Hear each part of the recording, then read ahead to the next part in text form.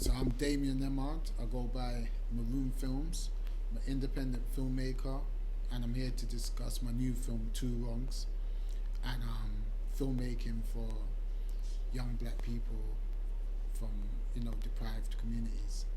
Well, Two Wrongs is inspired by a true story, and it's all about a relationship that didn't work out, and a young man that decides to create a catfish account just to find out what his ex-girlfriend is doing. So essentially, he's stalking his ex-girlfriend by using a catfish account. So it's really about online, the dangers of online dating, catfishing, cheating, revenge. Those are the key themes in Two Wrongs. And how have you found your journey making in filmmaking? Well, it's been a long one. It's I get a lot of people, shouting me out, and I'm starting to build up a following. And there's people that, enjoy the work that I do, but they always ask me how do I do it. But it's a lot of work, and it's taken me a while just to get to the second film. So I'd say it's a long but rewarding journey. So for anyone that really wants to get into filmmaking, I think that they have to be extremely dedicated, committed, passionate, and they have to have a vision. And the key thing is, if you stick to your vision, I believe that's how you'll manifest your films and the production team and the cast and the equipment and everything you need. You really have to be passionate. You have to work non-stop, tirelessly to just get to that day where your shooting schedule's done and you're good to go. And for you, can you tell us a little bit about you growing up? Because obviously, from where we're from, there's not many filmmakers like yourself. So Yeah, how so was you able to chase your dreams? do you know what?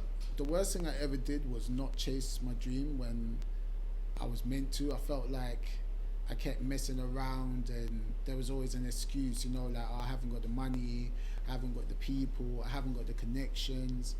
And then one day I just sat down, started to write, and I had this vision. I started to speak with actors. I met Sean Romulus from Top Boy.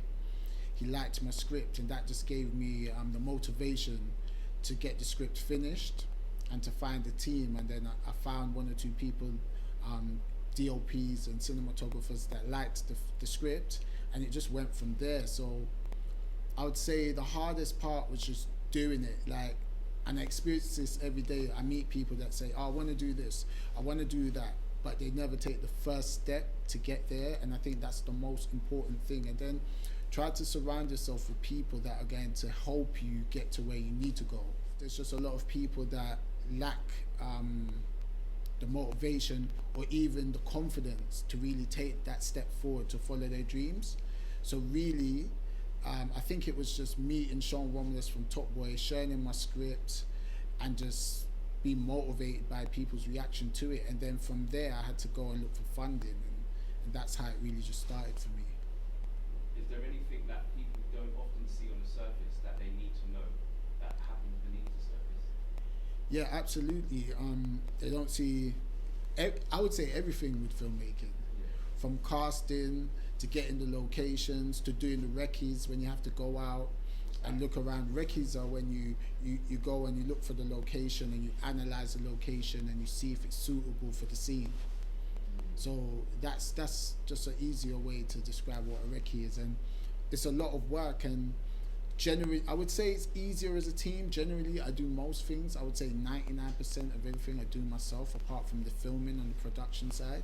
So everything from the writing to the casting, I do it myself.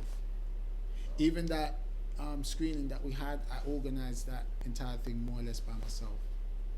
So yeah, so it's a lot of work. I would say that if you can be a part of a production company or a team, it does help and it's good.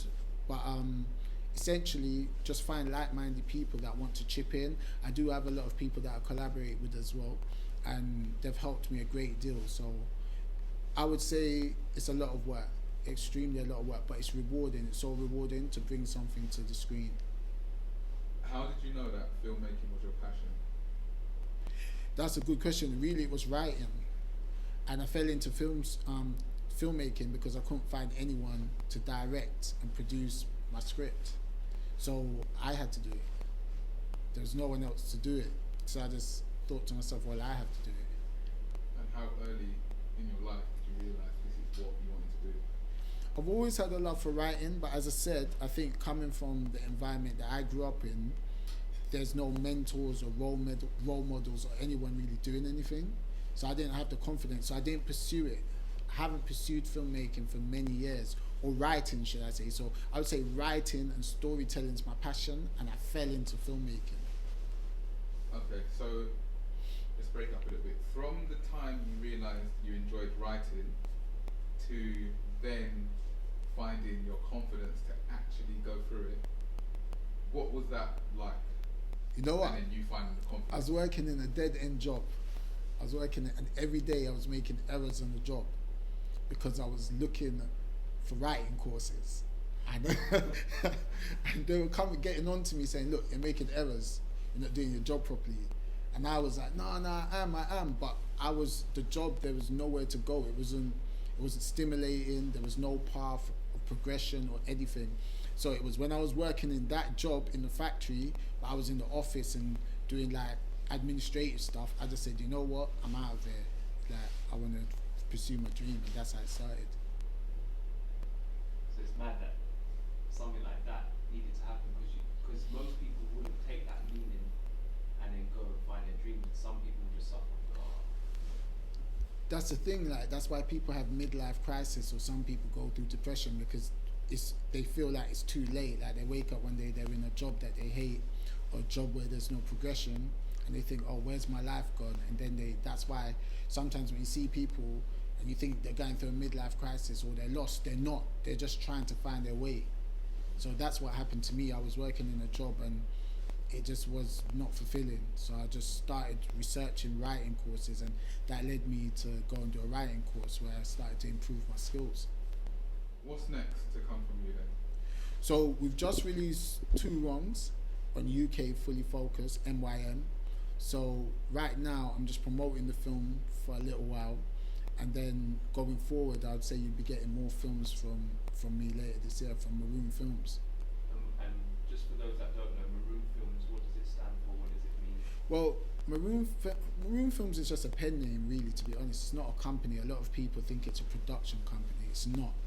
But it has a potential to become one, but it's not. But I would say that if you know the history of the Maroons, the Jamaican warriors that fought oppression and fought against the British and their white slave masters, and they fought back and earned their freedom, well, it's inspired, that title is inspired by the Maroons, of Nanny and the Maroons. If you're Jamaican, you'll know it. But I think even their story is one that I would like to tell, or I'd like to see another filmmaker bring to life, because it's, it's a inspiring story. I was going to say, is that going to reflect in your work in terms of... I would like to get it, yeah, I'd like to get it there, because I started with like a gangster film, and even though people were excited by it, it didn't really take off, and I felt like we put a lot of work into that film. Only Wolves, that's my first film, and but I realized I don't want to be boxed in. So if people are just expecting gangster films from me, that's not what they're going to get. No, I think it's important, because especially in this time when we look at movies that are portrayed from the black community, it's always like gangster or something. It's like more than that. Do you know what I mean? Yeah, Do you find that in the industry as well? Yeah, absolutely. I mean, now people are becoming, we're seeing black horror now. Them was on Amazon, that's starring Bashi. We do still have Top Boy. But I personally, I love Top Boy. I think it's well written, it's well directed, it's well structured. I think the storytelling is really good. I understand the message behind it. Not everyone agrees with it. But for a lot of independent filmmakers right now, they're just making a lot of gangster stuff, and there's not much meaning to it, and meaning to the storytelling, and it is rehashing the same story.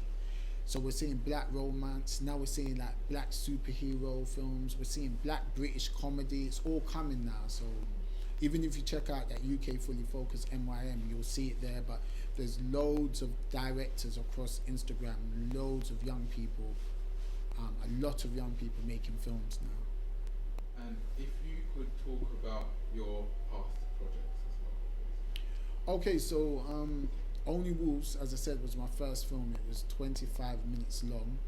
I think it was a good project. It has received a lot of good feedback. It's currently on my YouTube channel, Maroon Films. So anyone who wants to watch it, they can check it out. It stars Sean Romulus. That was our first collaboration. He's the lead actor. But we also worked with a lot of grassroots actors. We worked with a young lady from the community from East London community called Chelsea Ives. We also worked with a rapper from South London called Fatch.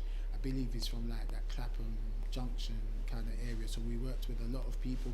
We worked with a rapper called Turner from Edmonton, the North. So we worked with a lot of like untrained actors. So I felt like that project was giving young people an opportunity to express themselves. And a lot of first-time actors. There's many more people that were involved in that project that I haven't mentioned. I have to shout out Chris Ferguson, who was the DOP on that project, and he really helped me pull everything together. So that was a gangster film that I've been talking about, and it's a gangster film, but it's still quite deep, and I would call it more like a psychological drama. It's not just bang bang and that's it. And you didn't show no guns in there, did you? At all? There was no guns. It was interesting because people were like, "Oh, that film was really scary. This and that was happening." I was like, "Well, you never saw a gun, not once." It was shot So in, I think it was the way it was shot. It was shot in like a dark kind of tone. If that makes sense, like red. yeah, there was like a lot of red. There was dark. It was shadowy. It was just to reflect the world that they were living in, which was like a shady underworld, and everybody was up to no good and no one could be trusted. So that was the point of the color grading on that film. That's why that film was so dark. But some people liked it, some people didn't. It's just the way it goes. Some people thought the film was too dark, but for the most part, I think it was a good first film, a solid effort. Because this one you was more nervous about, right? Yeah, because a million things went wrong on this project, and I actually read somewhere that filmmaking is more about problem solving. So like, it's normal for filmmakers to have problem after problem and to try and fix it. Yeah. We had tons of problems, especially with the original footage, and we had to get a lot of things edited out. We had to cut a lot out. So I was nervous that people wouldn't enjoy it as much as they liked Only Wolves, but it seems to be getting a better reaction, and it's more universal because it's about relationships. Yeah, I think it probably did because of the topic, and it's not something that a lot of films actually cover. Right. And then obviously in the cinema when we was watching it, those bits where everyone was busting up. Yeah, you know, it's kind of intentional comedy, so Yeah. it's meant to be like a drama, but people found a lot of it quite funny. But I think it's because it's relatable. It's about cheating, a young woman that cheats on her boyfriend, and he starts stalking her through catfishing. So people found some of the things that happened in that film to be quite funny. Is there anything you wanted, like, out of the films that you've made? Is there any kind of messages that weren't explicitly told that you want people to start thinking about? I think in Two Wrongs, we kind of held back on some issues to do with colorism. Yeah. I really wanted to address colorism in the film because the lead actress is Arabic. I hope I said that properly. Arabic, and the lead actor is black. And there's a scene where she meets her father, and her father's like, "I can't talk to you anymore." Well, someone sent a picture to the father, but the point being, there were the person she cheated with, not the first person, but the second person she was interested in, Biscuit, he was quite light, and I just feel that there were issues around colorism, but I'm not sure that everyone who's watched the film has picked up on that. So that's what I would say. And then with Only Wolves, I just feel that some people didn't understand that we were trying to show that that world, no one's good. Like everybody had some kind of bad streak or was up to something. And I think people are looking for someone to root for. There is no one to root for. The protagonist isn't a great character. The villains, well, they're villains, they're no good either. So everyone was up to something bad. So that was the whole point of Only Wolves. And also I wanted to show that real things happen that lead up to these beefs, because the media just projects it as if someone just walked in the street and shot someone. And a lot of times there's a lot of things going on in the background that we don't know about. We just hear about it or see it on social media or in the news. So Only Wolves was kind of showing you that Sean Romulus' character did something bad, and they were trying to resolve it without it getting violent, but in the end things did get violent. So that was a message in that one that I don't think everyone picked up on. And definitely there's elements of colorism, race and culture in Two Wrongs.